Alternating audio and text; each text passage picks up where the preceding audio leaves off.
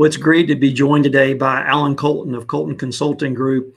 Allan, welcome to our time together. I've been looking forward to this. Allan, as many of you know, Allan's the leading voice in the CPA consulting world, and it's my privilege to be partnering with him today on a conversation around best practices in governance. Just a little bit of background. I had the privilege of knowing Allan for a while, but met him just a little more than 15 years ago when he came into our firm and helped us really reshape the way we approach governance and challenged our thoughts on that. I know that will likely come up in the conversation today, so I won't bore you all with the details now. But that conversation and that effort was meaningful to me. But more importantly, it lit a fire in me that at some point in my career, I wanted to be able to do a little bit of what Allan's doing, and that is to give back to firms and share some of the successes and the war wounds along the way of being a CPA leader. And so I've been privileged to have Allan's advice, mentorship, and friendship. And now being a consultant, one of the things that surprised me most, because I wasn't aware of it, is how collegial the whole consulting world is and how much of an advocate Allan has been for me. So Allan, I've expressed to you personally how gratifying that's been, but thank you. And thanks for joining me today. I've been looking forward to this conversation. Gary, thank you so much for having me. This is a thrill to have this call with you and reflecting on those 15 years. Remember the first time I met you, you stuck out like a sore thumb. You don't meet people in public accounting, and it's no knock on our brethren that have the kind of leadership skills, the innate skills to make tough decisions, to hold people accountable, to think beyond the box, to look to the future, to ask why, to practice constructive confrontation when needed, to get results through others, to get people to a place they couldn't get on their own. And I saw this in you at an early age. You're still at a young age, but when I look at the transformation of what you've done in the couple of years you've been in the accounting profession, consulting space, it's been remarkable. I mean, it's you are on that short list today of the top consultants in the profession, and you bring such a fresh and different outlook. It's a lot of us have never lived it on the real firing line. You've got all those arrows in the back from being that practice leader and that innovator. And that's something that's an X factor that you bring to the table for CPA firms all over the country. So thank you for thank you for your kind comments, Allan, and back at you. Your experience as a professional, as a practitioner, and then in the consulting world has been unparalleled. So it's great to be here. I'm sure you're going to all notice that Allan and I aren't dressed even in business casual today. So Allan's wearing a Packers jersey and I'm wearing a Mean Joe Green Pittsburgh Steelers jersey. We were just reflecting prior to the call, at least both of us in our competitive spirit for our football teams can take great pride in two extraordinarily winning and professional franchises. So Allan, I look forward to great things from the Packers in 2021. Maybe we'll actually meet in the Super Bowl. And my hope, which is different than your hope, is that if we have a rematch, it would be different than the last time that you, Aaron Rodgers and group beat us in our last Super Bowl appearance. It could very well happen. And I think we share that to some degree also. I know you're a big Penn State fan, and I'm a Wisconsin Badger fan. And wouldn't that be nice to have all those teams meet for the championship? It would be. And, of course, we take great pride in a Wisconsin Badger on the Steelers and TJ Watt. He's been a superstar for us. And personal hope is you understand through the rumor mill they're trying to re-sign him to a long-term contract. I would definitely support that as a Steelers fan. So it's been great to be having a Wisconsin Badger play such an important role in our defense and our team for that matter. Well, if you don't follow Gary on Facebook, you need to do that right now because in season he doesn't miss a game with his family, and it's some of the greatest pictures and posts. Well, thanks. Well, I guess on to business here, Allan. The topic today is around best practices for governance in CPA firms. And again, you've been in this business, in this space for quite a while. When you think of the most dynamic firms and you think about their approach to governance, what are some of the things that come to your mind as it relates to that? Yeah, it's there's a lot of books written on governance and management, call it what you want. But I think the best one is the School of Hard Knocks. it's okay to make mistakes. It's okay to get it wrong. It's okay to fail. And way too many of the leaders of our profession, and maybe it's because of the partnership structure and it's not a corporate structure, uh, spend way too much time on consensus. And sometimes, in fairness to them, they're not given the power and authority to navigate accordingly. If you said to me, Alan, pick 2 or 3 things that are absolute non negotiables, I would say the first one is you have to be built for speed. You have to make a lot of decisions. You have to make them quickly. I think the second is the batting average only has to be a little more right than wrong. We've all learned you have one big winner, it can offset 10 losers. And when we have losses, the culture has to be what can we learn from that. But I think number 3 is, and using football as a theme, we can't have a lot of Monday morning quarterbacks. We got to line up, and then we got to go run the play that's called. And the best sports teams in America, whether it's the Pittsburgh Steelers or Green Bay Packers, a great season is getting it right 70% of the time. That can get you all the way to the Super Bowl. And I think part of the problem is leaders in our profession are never ordained as leaders. If you think about it, and there's an occasional exception, they really start out as auditors or tax people. And then somehow they evolve to be that leader. And I think there's a piece of confidence that they never get because they really came in as a rank and file, as a practitioner. They never were on that career track of being a leader. What do you think, Gary? What would you say would be the short list? Allan, first of all, just to tag on to that a little bit, I talk a lot about the reluctant leader, and reluctance doesn't mean they don't want to lead. It's just that they've never really seen themselves in that role. And frankly, the reason they're there is because they're high trust people. Their partners trust their decision making, and they trust their unbiased approach to things. They've been very good at what they've done. But then all of a sudden they take the title, and they're respectful of partners, many of whom are maybe even senior to them. And so the reluctance is, and what do I do next? And I appreciate your comment around speed, and I would combine that probably with innovation. When we look at our profession and we look at technology, we look at what's occurred over the last 14 to 16 months in a post-COVID world, we've accelerated a pace that many of our firms probably didn't think they were prepared for. So as a leader, to recognize whether it's an extenuating circumstance like a pandemic, or whether it's the fast-paced moving of the economy, we need to act in speed. We need to be innovative in our thought process. So, Allan, I would probably add one thing to what you just mentioned, and that is we almost feel at times that talking about performance and economics of performance is a bad thing. And leaders at times have this hesitancy. Do they want to see their firm succeed economically? Absolutely. Financially? Absolutely. But because we're in, and I think appropriately so, an era where we want to look at culture, we want to look at balance and all those things, we tend to look at performance as maybe I shouldn't be talking about that as much.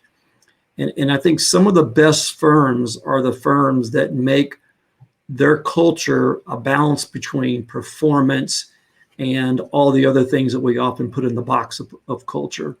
So I would say the firms that have that at performance at the heart of what they do will succeed, and the governance side of it will appropriately reflect that emphasis.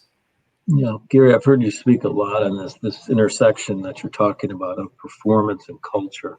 Yeah. And you really can't have one without the other. They both have to line up. Yeah, and the word intersection, we often think of a four-way stop, but intersections can be much more complex than that. And when I talk to firms about performance and culture in that intersection, what you often hear, Allan, is firms define themselves in terms of what they don't want to be. I don't want to be Big Four like. I don't want to be national firm like. I don't want to be like the firm down the street that may be their competitor. And they rely on maybe secondhand information or whatever in determining that. And so the question shouldn't be, what do I not want to be? The question ought to be, what's that proper balance between who we want to be? What do we want to be known for? Our missions, visions, and values. How will we measure that? How will we hold people accountable? I think it was Meister who said, Mm, none of those are any good unless you hold yourself accountable to those. yeah. But then on the other hand, recognizing that the decisions we make about where performance and culture intersect will impact us in many ways. It'll impact our merger strategy. If we're underperforming financially, but we're feeling good about our work-life balance, how does that affect our ability to merge up, merge in, merge lateral, whatever it may be? And Allan, but as well as anyone, the ability to go out and bring in direct admit partners that are with other firms. If we're not able to show them this balance between our financial and performance results, as well as our what culture feels like, then we may have put ourselves at a disadvantage. So I think critical to that conversation is understanding both opportunities and challenges that come from wherever we decide that intersection is. I mean, when you think about that, Allan, because you do a lot in the M&A space, maybe some examples or experiences where not being clear on that has led firms to be challenged with respect to their merger strategy. Well, I'll tell you, it's interesting using the word intersection. I was thinking of another one, and I'll build into M&A, but years ago, I used to say to leaders, innovation versus profitability. And then I would say, pick one. And Meister would call that asset milking versus asset building. And what we had firms that invested really heavily in technology and training and innovation and moving from compliance to consulting and advisory services, and maybe didn't have the profit per partner to show for it. But the culture, the vision, the strategy supported it. They wanted to remain an independent firm, and they knew where they had to get, and it would cost money today. Profitability is, forget about all that. Let's just focus on one metric, and there are firms that do this. The measurement tool is average equity partner comp. And managing partners will say to me, as long as I can keep moving that number up, I keep my job, I keep the villagers happy, and all is good. And what I'm seeing today, and I'm sure you're seeing it, is the intersection today is not an or, it's an and. It's to be a high-performing firm, it's the ability to invest deeply in innovation and technology and to also be incredibly profitable. I don't know how a firm without high profitability can survive today. And maybe survive is not a good word. Maybe it should be thrive. But when you think of the cost of capital, when you think of the transformation, this is the fourth industrial revolution. It's hitting our profession. Yeah. We were kidding before when we used to go into firms that want to have a special breakfast or lunch. And they wanted us to meet the young Turks, the young superstars, and probably tell them why this was such a great firm and never think about life elsewhere. We don't meet those people anymore. When we go to the firms today, they take us in the tech room or the innovation lab, and they want to show us the new bot. And as the story goes, it used to take 200 hours to do this, and now we do it in a nanosecond. Compliance is evaporating. And I say that because I think there's three drivers to M&A today that weren't here as recent as 10 years ago. There is a transformation going on. We can put our head in the sand and believe it's not there. I don't think that's a good strategy. I think number two is the sophistication of client wants and needs. There's a pricing model for commodity work, and there's a pricing model for value add. Yeah. And if we've learned anything during COVID, hasn't it been people will pay us our fees for value added advice? But the third one and last one, Gary, I just think it's the ringleader. It's the value of leadership. And I made this statement, and I'd be curious to get your reaction. I believe an hour of leadership or management is worth more than an hour of billable time. I've always believed that, but today I believe an hour of really good leadership or management is worth more than an hour of rainmaking. And too many firms today haven't gotten religion on that one. It still is a second-class citizen, and sometimes that means they put a second-class player into that position. Thoughts? We talk so much about leverage in our profession and the importance of leverage, and then when it comes down to leadership, we kind of lose that thought sometimes. We believe that the leader needs to be in the room analyzing KPIs. And believe me, there's an important role that leaders need to play in understanding performance. But I would agree with you, leaders who invest time in people, who invest time in strategy, who live out culture, who are the front people as it relates to growth, whatever the tactic or strategy of the firm is, their time is much better off invested. Allan, you and I both know we go in to meet with firms, particularly firms that are evolving. And the thought process is we want to be servant leaders. And therefore, there's this view then in servant leadership that the managing partner leaders need to maintain the same practice level. Well, I get the concept of servant leader. I think that's a tone, that's a methodology, it's an important, but that doesn't necessarily mean from a tactical standpoint, they need to have a big client load. A servant leader can be exampled in another way. So I would agree with you that there's both efficiency as well as profitability that come from lessening and managing partners' time as it relates to billable work and getting them focused on the future of the firm. And as you said very early in this, operating with speed. It's hard to operate with speed when you're going from one practice management meeting to another, as opposed to thinking bigger. So I would agree 100% on that. Gary, can I ask you a question? And part of this call is me getting free advice, so I thank you for that. If you were advising a future managing partner to give up their $2 million book or whatever it is, and let's call it a big enough firm, it's a top 200 firm, 20 million or more in revenue. And the message was, this is a full-time job, it's real. You can't have a day job anymore. Your security blanket, your book, and a night job manage when you have time. You got to go naked. You've got to be willing to make this your life. Yep. Do you think someone like that is entitled to a contract that if something happens 1, 2, 3, 4, 5 years later, and the partners decide to vote them out, sometimes leaders have to make tough decisions and popularity goes down. Sometimes that can be an individual, sometimes it can be a practice area, sometimes it could be a region. I always thought it wasn't fair that somebody does what's good for the team, gives up their security blanket, and then 3, 4, 5 years later, they decide to make a pitching change, and that person no longer has the book, they no longer have the technical, they no longer have the contacts, and the messaging is you probably should find employment elsewhere. Doesn't that seem fundamentally wrong? It does, and I think from two perspectives. One, if you're that managing partner and you're entrepreneurial, you may not yourself want to bring that conversation up. I mean, you probably do at some level, but there's a reluctance to make it feel like, maybe this person's not entrepreneurial. But I think the leaders of the firm, whether it be an executive team, executive committee, or a leadership team, ought to be willing to do exactly what you're doing.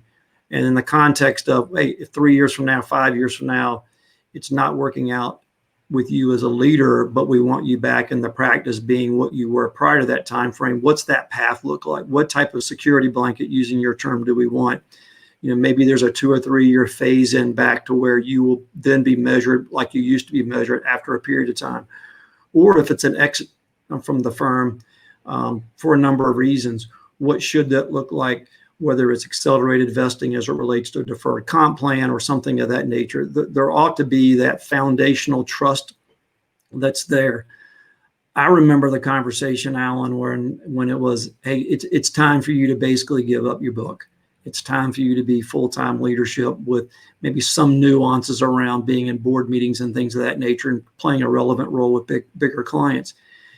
And I was all, you've known me well enough to know I was all in entrepreneurial wise and let's go do it. But it's also nice to know that the firm has a plan for what if that doesn't work for a number of reasons. So I would agree the best firms are going to proffer that as opposed to wait for someone to say, yeah, before I do it, what are you willing to do for me? So I think firms would set a very dynamic leadership tone by approaching leaders and saying, we need you to do this, and this is what we're willing to do, in return. Allan, as we start to think about closing here, I'd really like to I was influenced a lot by the way you approached our firm in consulting with us, and that you didn't just go in and have a piece of paper that said, this is what you need. You really approached our then managing partner and said, tell us more about your people, tell us more about your leaders, and you chose to advise us based on that one. I think our folks would benefit from hearing a little bit about that. I mean, it's so approach. Cool that here you were as this young kid, and here you are, and we're dialoguing. So yeah, it's chapter 23 of my book. It's 15 years ago, and I show up at the legacy firm called Goodman and Company, and I come into a room, and there's the compensation committee, 3 people, and they've got 88 partners to evaluate, and it's called Compensation Week. And I walk in, and there's boxes everywhere, and I go, "Oh my God, like, tell me you're kidding." They go, "No." I go, "But you had how many offices? 4 or 5 offices. It was a regional firm." I said, "And you don't even know everybody. What are you doing?" And clearly they were looking at reams of paper, reams of data, trying to figure out the comp for 88 people. And I asked the question, well, who does everybody report to? And I think he said, well, there's sort of a coordinator of an office, but at the end of the day, it's Tom Wilson. He's the managing partner. All roads lead to Tom. And I remember sitting down with Tom and a couple of the other leaders, and they said, we've got to move to more of a regional approach. We have to change this structure. Something's messed up if 3 people are determining the comp of 88 people. And I remember taking out a blank sheet of paper. And I said the following. I said, tell me who your superstars are. And what I mean by that is not the best business getter, not the best biller, but that have the right stuff when it comes to leadership, that executive presence, the firm first mentality, the ability to have tough conversations, the ability to inspire people to get them to a place they can't get on their own. Somebody that doesn't have a me attitude. It's all about the team. It's all about getting results through others. And I remember that they started with you, and they call them the 2 kids, you and Brian. And there was a third one, and it may have been Joel or Jimmy. I just can't read. It began with the J, that's for sure. And then I asked, who's the next one, thinking maybe we'd get 4 or 5. And there was a pause. And the pause told me that the demarcation line was set. If we include anyone else, it's sort of a B player or maybe a C player. I said, you just defined your governance structure. You're going to have 3 regions because you have 3 great leaders. You'll cut up the parcel of land however you want, but empower these people to do that. And I think the rest was history. I think you had great leaders. The partners respected and trusted those leaders. You set individual goals, bringing compensation in with those people. You had the time, because you got rid of your day job, to meet and coach and mentor them and hold them accountable for results. And then at the end of the year, we didn't have the 88 partners with 3 people who had no idea who they were. We had people in the trenches living every day, dealing with their issues. And as we always said at Goodman Company, because of this continual mentoring and leadership and accountability and coaching, there'll never be a surprise at the end of the year. No one will ever get a bonus check or a raise or reduction and not know why they got what they got. And that's the kind of things that firms need to be more open-minded to. But it all starts with great leadership. Basic concept, but sometimes firms are just too deep in the forest to see it. Yeah. Thanks for sharing that, Allan. As I meet with firms now, I let them know in a very similar manner. There is no right or wrong way to do that. Allan Koltin and Gary Thomson can suggest to you best practices based on our experiences in other firms, but ultimately it comes down to each firm. Do you have the right leaders? Who are they? What does that mean then about the way we structure ourselves? And are we willing to make the difficult decisions, to get there? And hold ourselves accountable to that, which is obviously a topic that you and I could go on for hours as it relates to that. Allan, this has been fantastic. Any closing thoughts on this topic at all? Gary, just to you, thank you for including me. You are an inspiration to me. You're an inspiration to our profession. And if you're listening to this and you have not yet dialed 1-800-Thomson Consulting, you need to do it. There's a star in the making, and he's right on the screen. So, well, thank you, Allan. And again, thank you for your support of me, but more importantly, for your leadership in the profession. And I know many of my colleagues and my clients have over the years enjoyed and appreciated your advice, and you've made some significant impacts on our profession. So thank you for that. And best of luck to your Packers. And maybe we'll see each other wherever the Super Bowl is. Maybe we'll be sitting next to each other, whether we have a mask on or not. Who knows? But at that point in the game. Thanks to everyone for listening to this today. And I'm grateful for the time that Allan and I had together. And we'll chat soon, I'm sure, Allan. Thanks so much. Thanks, Gary. Take care. Thanks for having me.